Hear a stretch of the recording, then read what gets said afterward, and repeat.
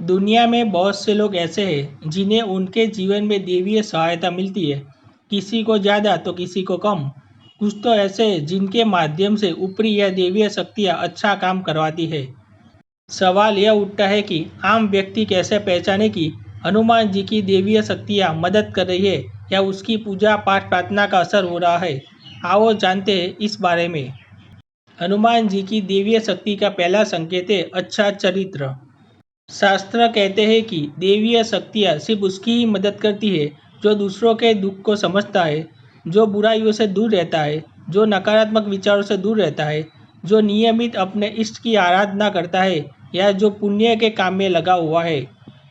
यदि आप समझते हैं कि मैं ऐसा ही हूँ तो निश्चित ही देवीय शक्तियाँ आपकी मदद कर रही है। आपको बस थोड़ा सा इस बात पर ध्यान देने की ज़रूरत है कि आप अच्छे मार्ग पर हैं और आपको ऊपरी शक्तियाँ देख रही है। हनुमान जी की देवीय शक्ति का दूसरा संकेत है ब्रह्म मुहूर्त। विद्वान लोग कहते हैं कि यदि आपकी आंखें प्रतिदिन ब्रह्म मुहूर्त में अर्थात रात्रि के 3 से 5 के बीच अचानक ही खुल जाती है तो आप समझ जाइए कि देवीय शक्तियाँ आपके साथ है, क्योंकि यही समय होता है जबकि देवता लोग जागृत रहते हैं। यदि आप अपने बचपन से लेकर जवानी तक इस समय के बीच उठते रहते हैं तो समझ जाए कि देवीय शक्तियाँ आपके माध्यम से कुछ करवाना चाहती है या कि वे आपको एक अच्छी आत्मा समझकर यह संकेत दे रहे कि अब उठ जाओ। यह जीवन सोने के लिए नहीं है। आपको दुनिया में बहुत कुछ करना है। यह भी कहा जाता है कि सत्व गुण प्रधान लोग इस काल में स्वतः ही उठ जाते हैं। आयुर्वेद के अनुसार इस समय बहने वाली वायु को अमृत तुल्य कहा गया है। वह अमृत वेला होती है। कहते हैं कि इस काल में दुनिया के मात्र 13% लोगों को ही नींद खुलती है। हनुमान जी की देवीय शक्ति का तीसरा संकेत है सपने में देव दर्शन। यदि आपको बार बार मंदिर या किसी देवस्थान के ही सपने आते रहते हैं, सपने में आप आसमान में उड़ते रहते हैं या सपने में आप देवी देवताओं से वार्तालाप करते रहते हैं तो आप समझ जाए कि देवीय शक्तियाँ आप पर मेहरबान है। हनुमान जी की देवीय शक्ति का चौथा संकेत है पूर्वाभास। यदि आपको आने वाली घटनाओं का पहले से ही ज्ञान हो जाता है या आपको पूर्वाभास हो जाता है तो आप समझ जाए कि देवीय शक्ति की आप पर कृपा है। हनुमान जी की देवीय शक्ति का पांचवा संकेत है पारिवारिक प्रेम। आपकी पत्नी, बेटा, बेटी और आपके सभी परिजन आपकी आज्ञा का पालन कर रहे हैं। वे सभी आपसे प्यार करते हैं एवं आप भी उनसे प्यार कर रहे हैं तो आप समझ जाए कि देवीय शक्तियाँ आपसे प्रसन्न है। हनुमान जी की देवीय शक्ति का छठा संकेत है भाग्य से भी तेज। जीवन में आपको अचानक से लाभ प्राप्त हो जाता है।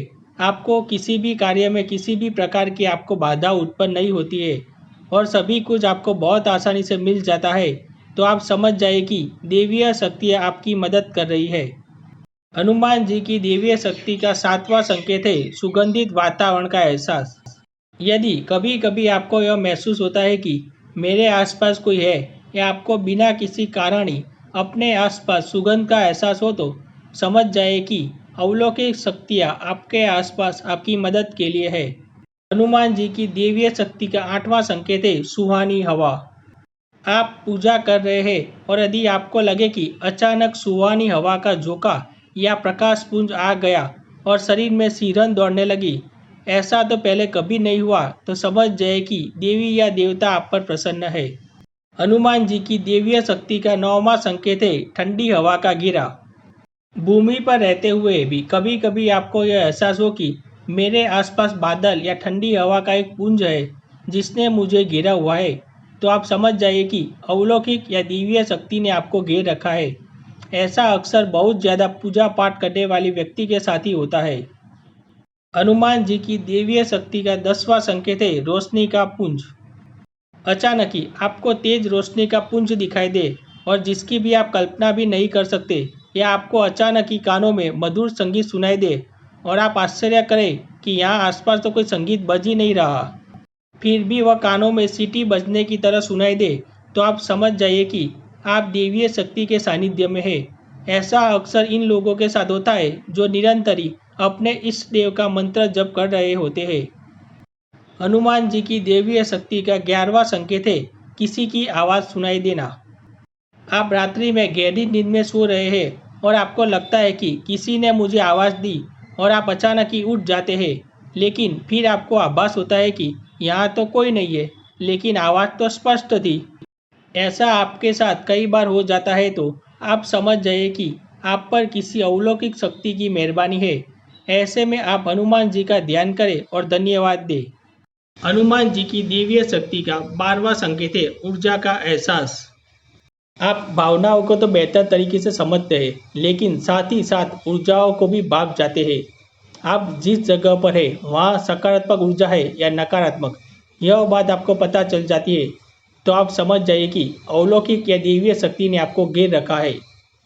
हनुमान जी की दिव्य शक्ति का 13वां संकेत है मृत परिजन का एहसास। आपको ऐसा लगता है कि आपका जो दोस्त, नज़दीकी या फिर कोई रिश्तेदार इस दुनिया में नहीं है, वो आपके आसपास है। आपको अपने आसपास उनकी उपस्थिति का एहसास होता है। आप उनके और अन्य मनुष्यों के बीच का माध्यम सा बनने लग जाते हैं तो आप समझ जाइए कि अलौकिक या दिव्य शक्ति ने आपको घेर रखा है। हनुमान जी की दिव्य शक्ति का 14वां संकेत है सपने।